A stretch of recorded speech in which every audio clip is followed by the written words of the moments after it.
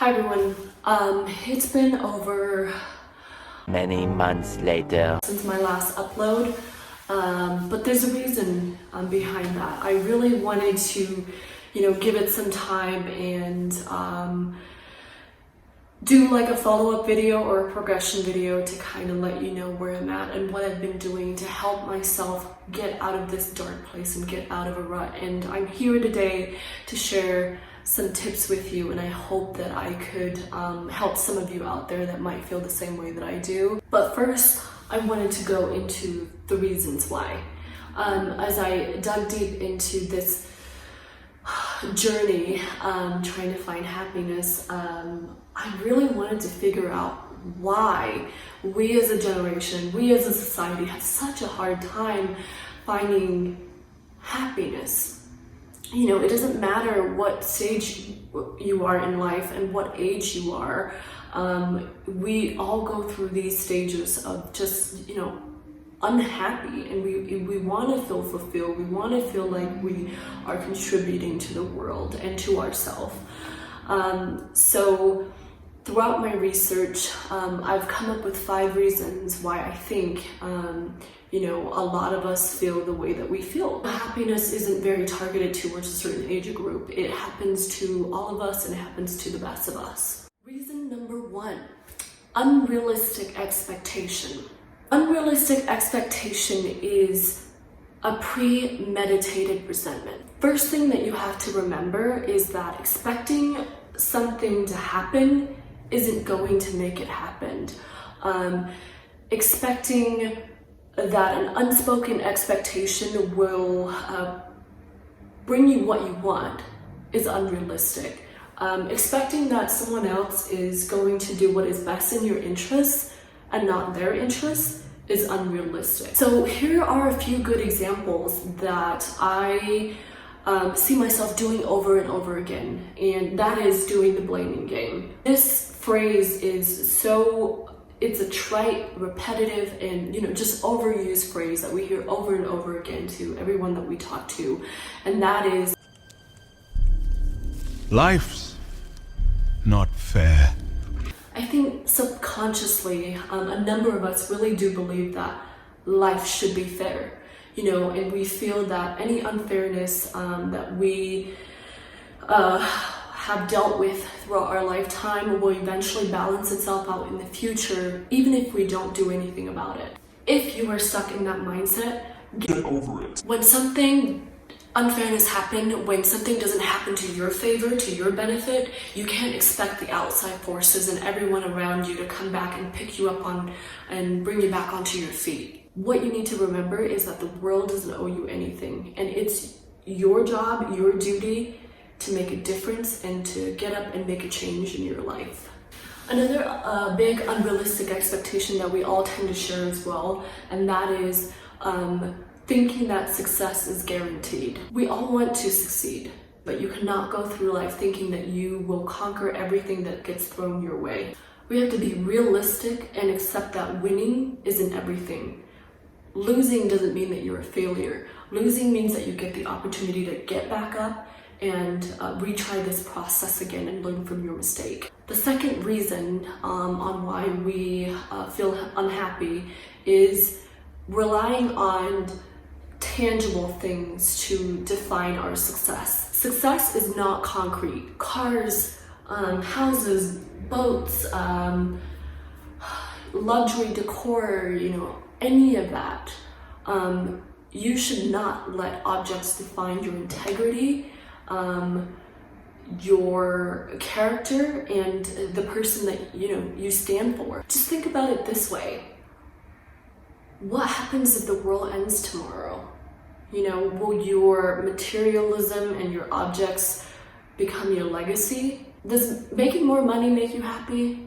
This is awesome. Now that we're rich, our lives are going to be so much better. To a certain extent, I can definitely agree that. There was a study done from, I believe it was Princeton University, and they did a research on if money had a correlation or any effect on our happiness.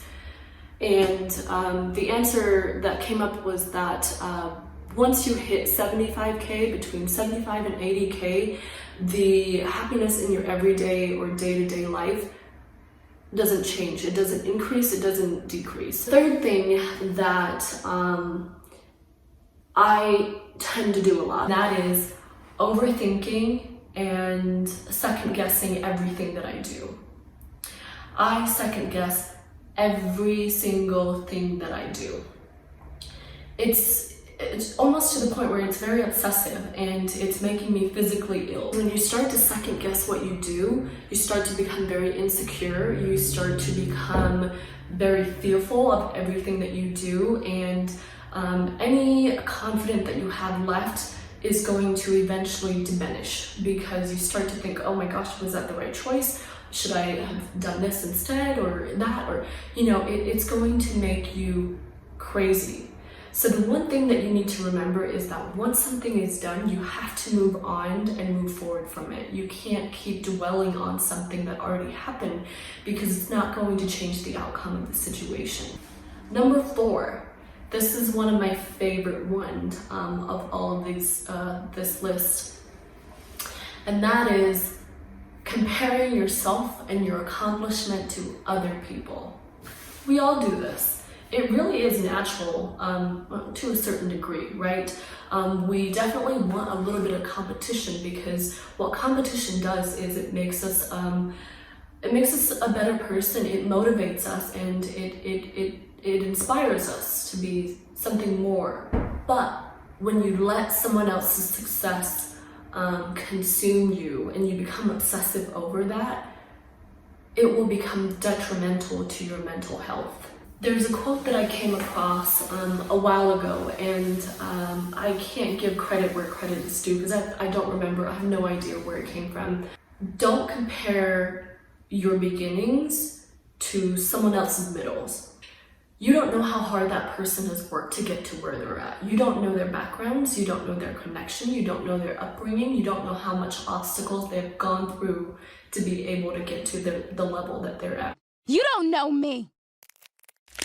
So to compare yourself to where they're at in life is a very unrealistic thing to do. Your goal should always be linear. You should always be looking forward straight ahead to your future, and don't let anybody on the sideline distracting you from what you want.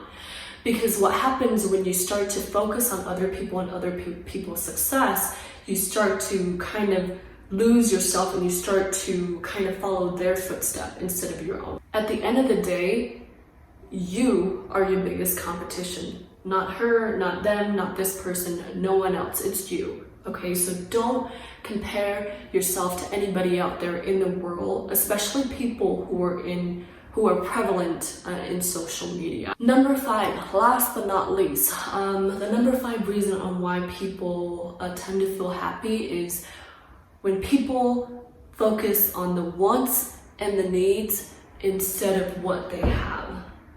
So in another word, this is just another way of saying looking at the glass half empty rather than half full.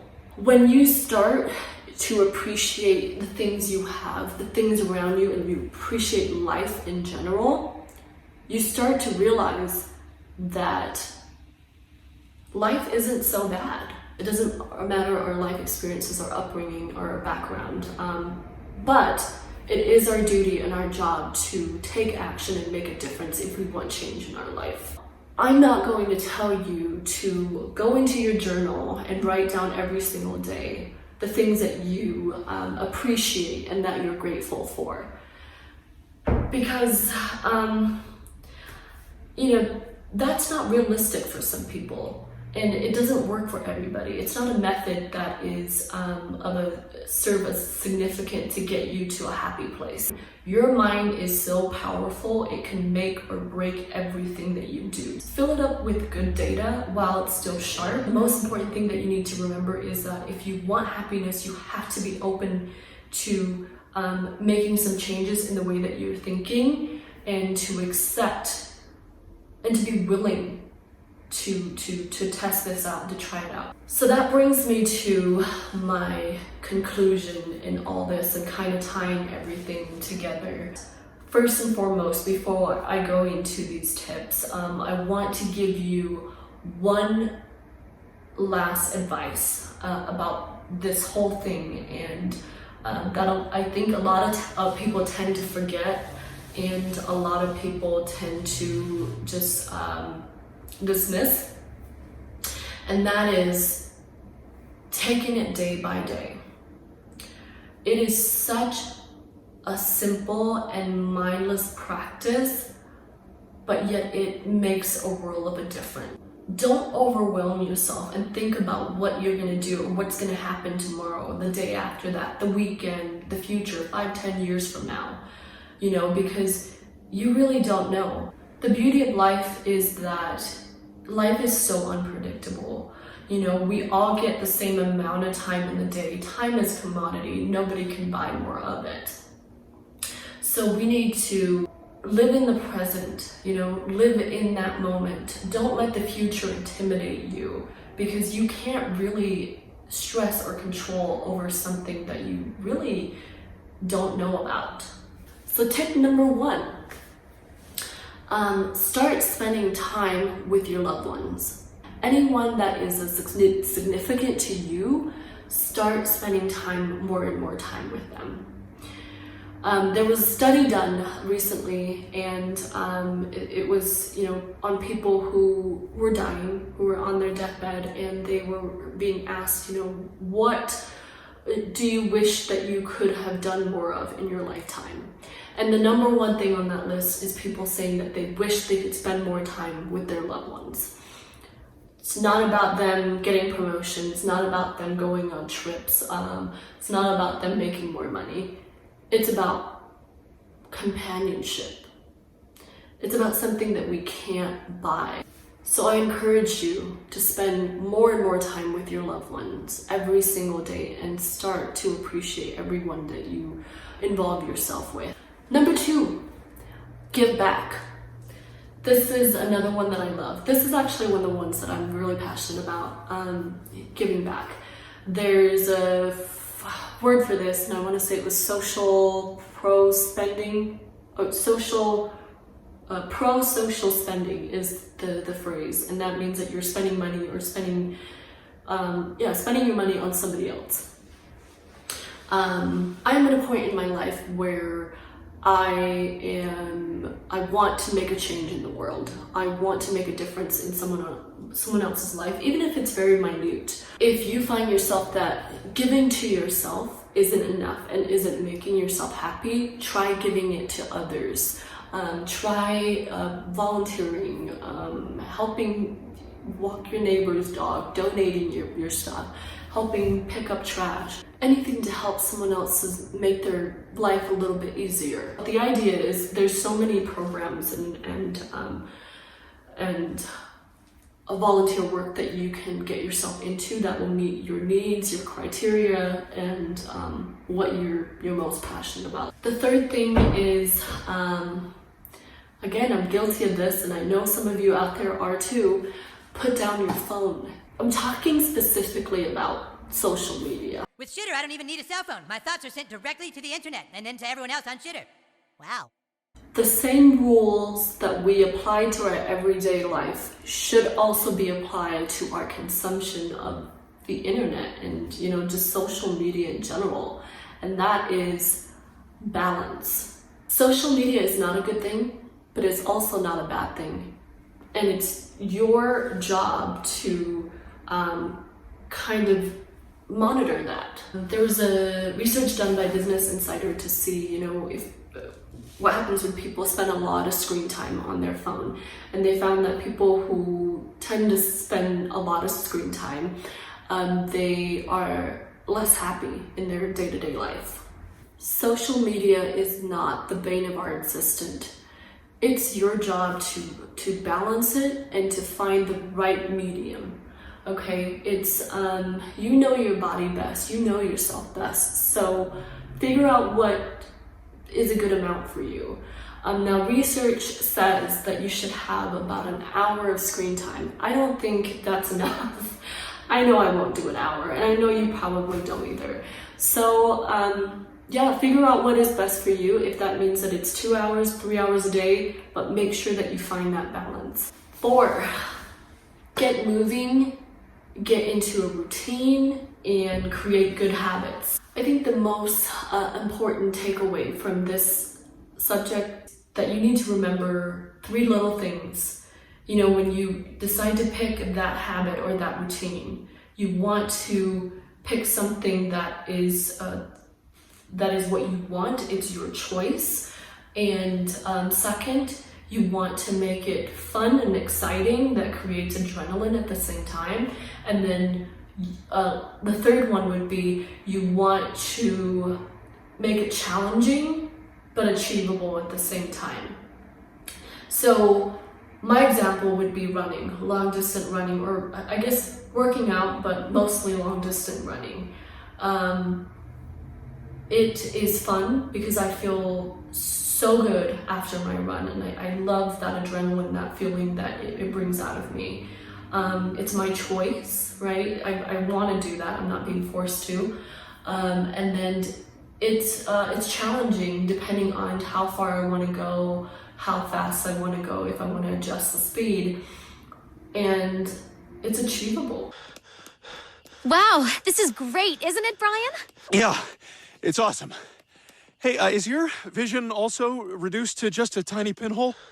Last but not least, and again, it's another one of my favorite ones. I know I'm very biased on my list, but that is embracing the inevitable. Accepting something that you can't change or control. And I kind of mentioned this over and over again, and I can't stress it enough because a lot of people don't do that. You keep fighting it and keep questioning it, it would cause you a lot more heartache, and also requires a lot more energy than just accepting it and moving forward. You know, all I've been doing all my adolescent life, even sometimes now, is questioning myself and questioning, you know, why me, or why do I look like this? Why am I poor? My life is more difficult than anyone else's on the planet, and yes, I'm including starving children, so don't ask! All that has done to me is damage my mental health, increases my insecurities, and diminish my confidence to really pursue the things that I wanted to pursue in life. So I would encourage you to get out of that mindset right now. You need to accept who you are, what you stand for, your upbringings, your experiences, your gender, your sexual identity, your culture, your physical appearance, everything negative that you are experiencing right now is going to pass. You know, it's not going to be like this forever, but you also have to be realistic and know that it's not going to change unless you take action and change it.